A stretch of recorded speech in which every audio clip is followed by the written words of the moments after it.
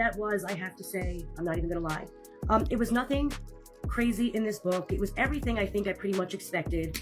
The exaggerations of stories previously told, the addition of some new little, in my opinion, lies that she kind of... Gypsy-Rose's memoir is stirring up major controversy. And honestly, it's not hard to see why.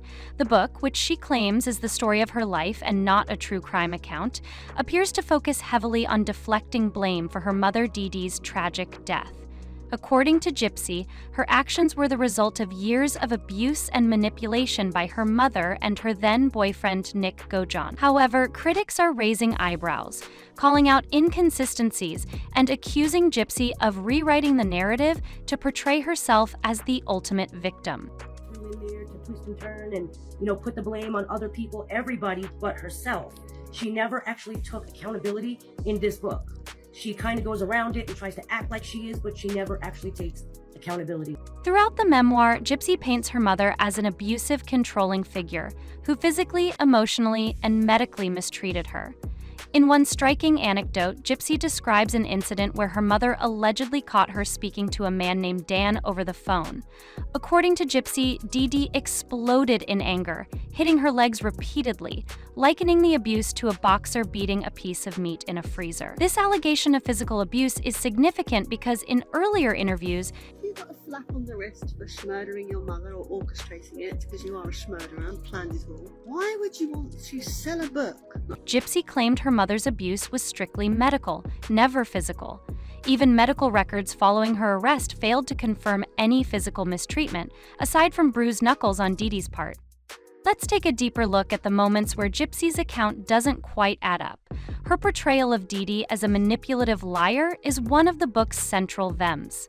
Gypsy claims that Dee Dee lied about everything, even going as far as to say she fabricated her own medical history. Gypsy paints her mother as a master manipulator who kept her isolated, controlled, and emotionally abused. However, many readers are questioning the timing of these accusations. While Gypsy claims her mother was emotionally abusive, some believe she's painting Dee Dee as a monster without any proof to back up some of these serious allegations.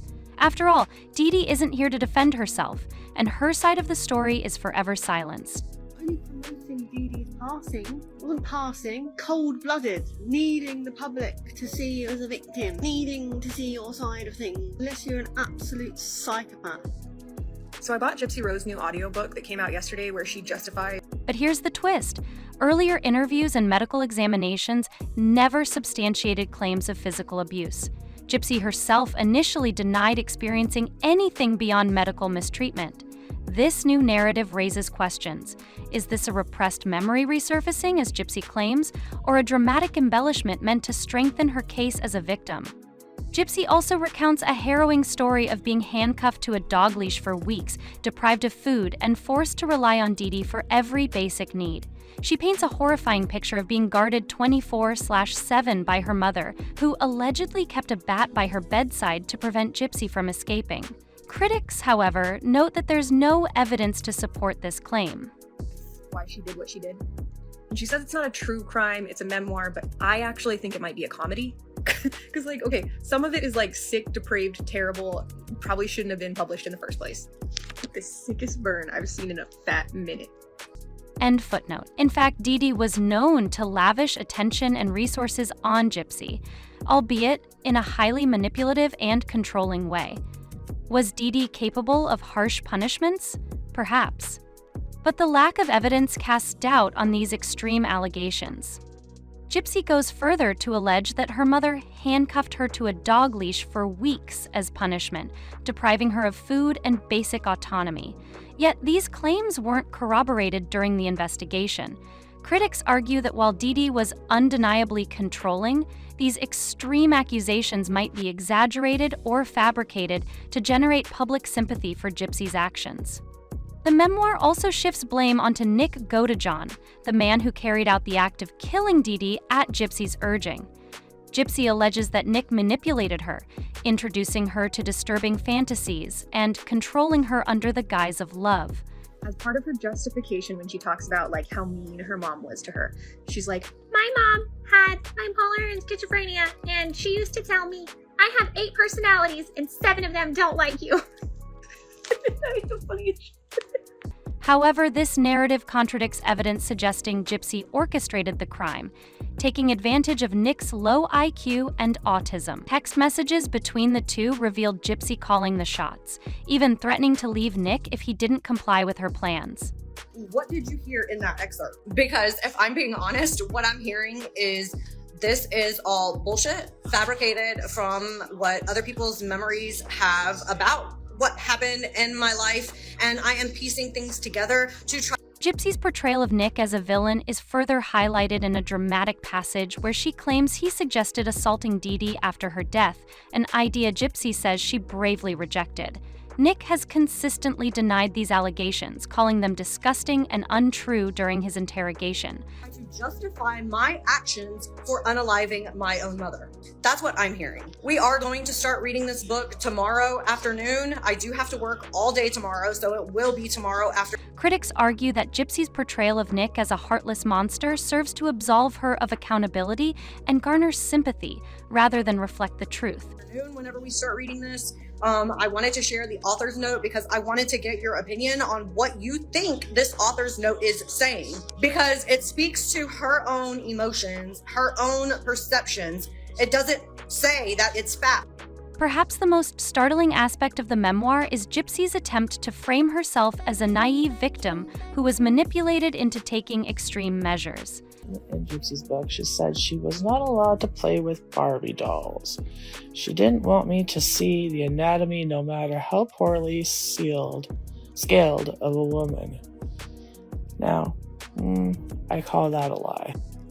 Oh look, Gypsy, there you are with a Barbie doll. Girl, I think you should start writing down these lies that you're telling. She writes that she wishes Nick had been a stronger man who could have stopped her, helped her contact her father, or sought police intervention. This sentiment has left many readers baffled, given Gypsy's awareness of Nick's mental challenges. Critics believe this is another calculated move to shift responsibility away from herself and onto someone more vulnerable. Did not have a door on her bedroom. So apparently, per Gypsy, Nick would stand in front of the doorway and block the view if she had to walk past for any reason. I never believed that. So that means you either saw her, your mother, expired, because The memoir also takes aim at Dee Dee's character, accusing her of lying about everything from her virginity to Gypsy's medical conditions. Gypsy suggests that her mother suffered from mutism syndrome by proxy, a condition where caregivers fabricate or induce illnesses in those under their care for attention and sympathy.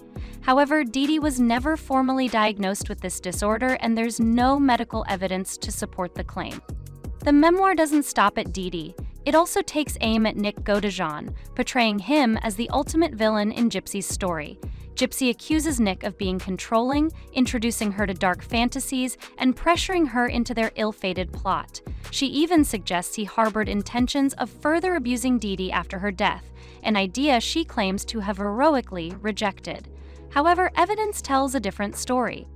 Text messages between Gypsy and Nick reveal a dynamic where Gypsy held significant control, often dictating their plans and threatening to leave if Nick didn't comply. In her memoir, Gypsy portrays herself as a submissive, manipulated young woman, but the evidence suggests she was just as active in planning and orchestrating the crime. By blaming Nick's low IQ and autism for his alleged actions, Gypsy sidesteps her own role and paints herself as an innocent bystander caught in a whirlwind of circumstances.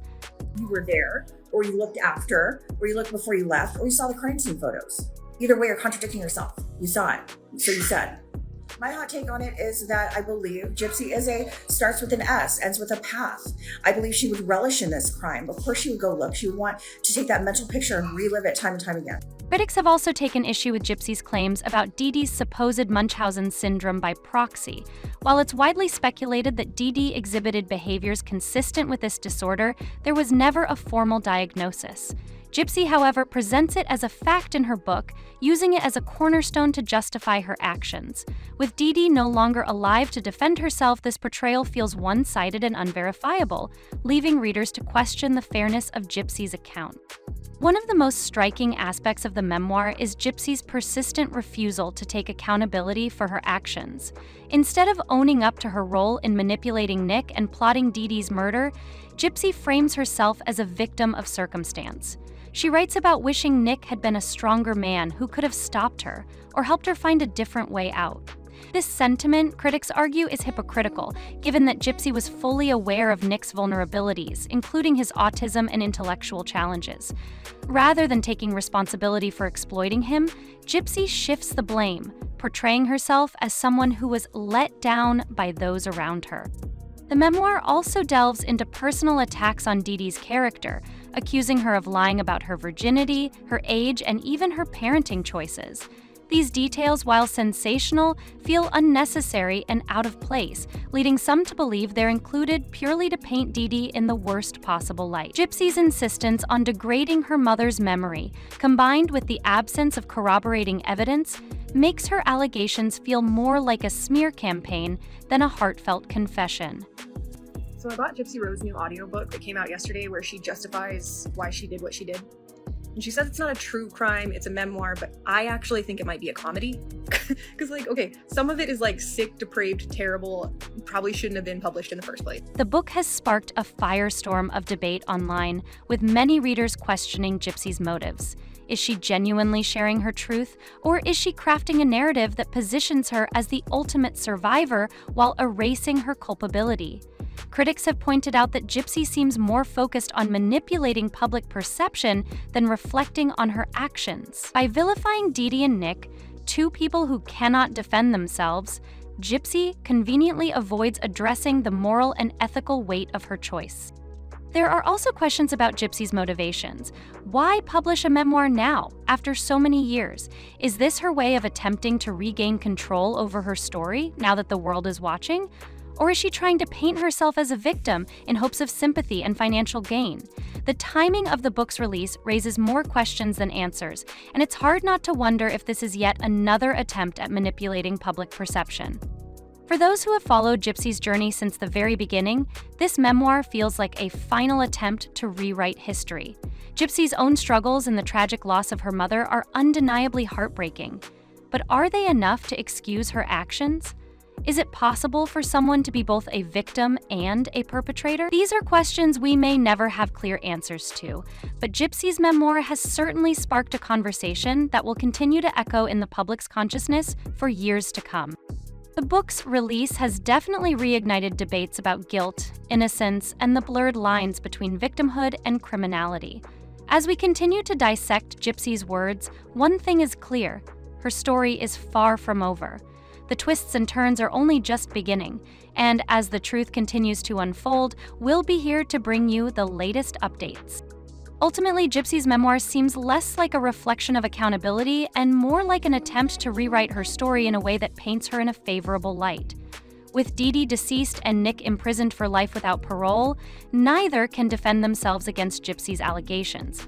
This one-sided narrative raises serious questions about the validity of her claims and whether she's taking any responsibility for her actions.